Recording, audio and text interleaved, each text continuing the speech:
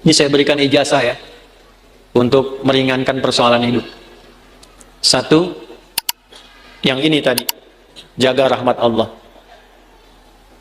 Yang kedua, banyak sholawat pada Nabi.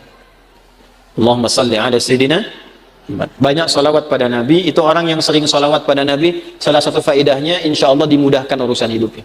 Sholawat, banyakin sholawat. Sholawat dengan rasa cinta.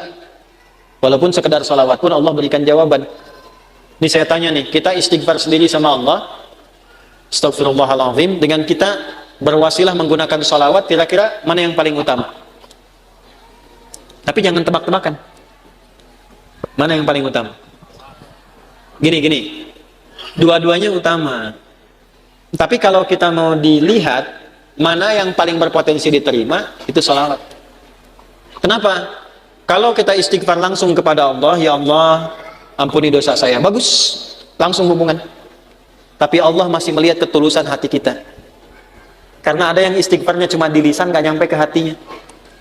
Contohnya habis sholat tuh, banyak yang saya perhatikan seringkali istighfarnya di lisan aja. Astagfirullah, astagfirullah, melihat handphone, astagfirullah. Update status sambil astagfirullah itu. Sambil kirim WA. Itu cuma di lisan, belum tentu diterima. Tapi kalau Anda bersolawat pada Nabi, atas dasar cinta Allah kepada Nabi, walaupun Anda belum tulus sholawatnya, baru keluar dari lisan, Allahumma sholli ala sayyidina Muhammad, tapi karena kalimat itu keluar menggunakan nama Nabi, dan dengan cinta Allah kepada Nabi, dapat Anda 10 kebaikan. Apa dalilnya? Man shalla alayya sholatan wahidatan sallallahu alaihi asyra sholawat. Siapa yang sholawat kepadaku, Nabi nggak sebutkan mau sholawatnya khusyuk, mau biasa-biasa, penting keluar kalimat sholawat, maka dibalas oleh Allah 10 kebaikan. Nah, di antara kebaikan yang Allah berikan itu ada rahmat di dalamnya. Ditemukan di mana? Di Quran surah kedua, di ayat berapa? 157. Al-Baqarah ayat 157. Bunyinya bagaimana? Ulaika alaihim sholawatun min rabbihim wa rahmah wa ulaika humul muhtadun. Ada orang-orang yang hidupnya dijamin oleh Allah mendapatkan sholawat dari Allah. Apa makna sholawat dari Allah? Pujian yang melahirkan rahmat. Tahu dari mana rahmatnya? Kalimat setelahnya berupa tafsir, sholawatu wa rahmah. Apa makna rahmat di sini? Memudahkan urusan hidup. Dari mana dalilnya? Kalimat setelahnya, wa ulaika humul muhtadun. Dan merekalah orang-orang yang dimudahkan hidupnya. Dari mana tahunya kalau ini kemudahan hidup? Pada ayat sebelumnya, ayat 155 dan 156. Bagaimana bunyinya? وَلَنَبْلُوَنَّكُمْ بِشَيْءٍ مِنَ الْخَوْفِ وَالْجُوعِ وَنَقْصٍ مِنَ الْأَمْوَالِ وَالْأَنْفُسِ وَالثَّمَرَاتِ وَبَشِّرِ الصَّابِرِينَ الَّذِينَ إِذَا أَصَابَتْهُمْ مُصِيبَةٌ قَالُوا إِنَّا لِلَّهِ وَإِنَّا إِلَيْهِ أُولَئِكَ عَلَيْهِمْ صَلَوَاتٌ مِّن رَّبِّهِمْ وَرَحْمَةٌ wa ulaika humul muhtadun. Duhai kalian yang hidup, aku akan uji dengan berbagai ujian supaya membuat hidup kalian berkualitas, kalian lebih baik lagi. Ujian itu satu bentuknya kekhawatiran. Sekarang pun ada yang khawatir kapan Ustadz selesai ngajarnya. Walju, karena saya mulai lapar. Wa naqsi minal amwal, ongkos sudah mulai berkurang. Wal anfus, ada yang sakit, ada yang meninggal. Wat thamarat, ada yang hasil kerja kerasnya dibawa orang. Wabasyiris sabirin, berbahagialah orang sabar. Bagaimana cara sabar? Alladzina idza asabatuhum musibah, yang kalau diuji dengan masalah ini, qalu, mereka meyakinkan pada hatinya, inna lillahi wa inna ilaihi raji'un. Ini ujian dari Allah supaya membuat saya berkualitas, dan pasti Allah kasih solusinya. Bagaimana cara mendapatkan solusinya? Kalau orang-orang sudah bersikap begini, tawakal pada Allah, maka dia berburu rahmat Allah. Ulaika alaihim salawatu min rabbihim wa rahmah. Orang sabar begini dipuji oleh Allah, diberikan rahmat. Kalau Allah sudah kasih rahmat, maka Allah berikan kemudahan untuk menyelesaikan semua masalah hidupnya.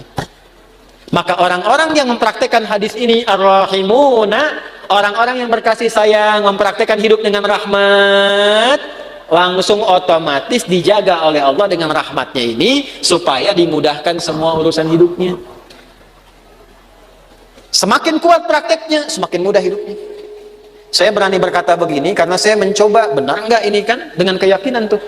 Benar enggak tuh untuk menenangkan hati, bukan meragukan itu. Seperti kata-kata Nabi Ibrahim, ya, di Al-Baqarah ayat 260. Wa idh qala Ibrahimu rabbi arini kaifa tuhyil mauta qala awalam tu'min qala bala walakin liyatma'inna qalbi. Ya Allah, tunjukkan padaku bagaimana cara engkau menghidupkan yang mati. Kata Allah, kamu belum yakin. Kata Nabi Ibrahim, saya yakin ya Allah, supaya hati saya tenang saja. Saya lihat orang-orang dulu, kok betapa mudah hidupnya. Kita praktekkan satu-satu. Melihat orang dengan kasih sayang, mencoba untuk memaafkan, mencoba untuk berlapang dada, menempatkan pada tempatnya. Latihan aja, baru latihan itu dimudahkan, Pak. Baru latihan masih sedikit. Ini tidak beli, ini tidak beli. Pak, ini pami kaca soca ya, aya nungintun ku bapak diangge eta biasa. Tapi Bu, kaca soca ukurannya sami persis. Tuh, sama persis ukurannya dengan keadaan mata saya. Kan Anda nggak tahu berapa yang silindris, berapa yang minus ini. Ini kalau saya buka kacamata, laki-laki dan perempuan sama. Sama-sama manusia. Makanya kenapa Bu, kalau pengajian perempuan, ibu-ibu, sab muslimah itu saya buka kacamata. Ya, tujuan utamanya supaya yang paling cantik tetap istri saya. Ya, ini sama ukurannya Pak, tuh persis. Setiap ada model baru datang ukurannya sama persis. Dari mana? Siapa yang pernah ngecek mata saya? Ini dapat hadiah juga, Allah kasih baju, kos kaki sampai ke sepatu. Cuman modal satu hadis ini teh, hadis. Cuman modalnya yakin punya Allah. Nah, eta teh modal yang paling utama tuh punya Allah. Gitu. Sekarang kita kekurangan itu. Sekarang banyak orang kekurangan itu. Jadi rasanya kurang merasa punya Allah. Coba tanamkan pada hati, saya punya Allah. Maka Anda tidak akan takut kehilangan jabatan, kalaupun harus jujur. Karena punya Allah. Qulillahumma malikal mulki tu'til mulka man wa tanzi'ul mulka mimman. Karena punya Allah jangan takut kehilangan harta kalau harus sedekah. Karena punya siapa? Allah.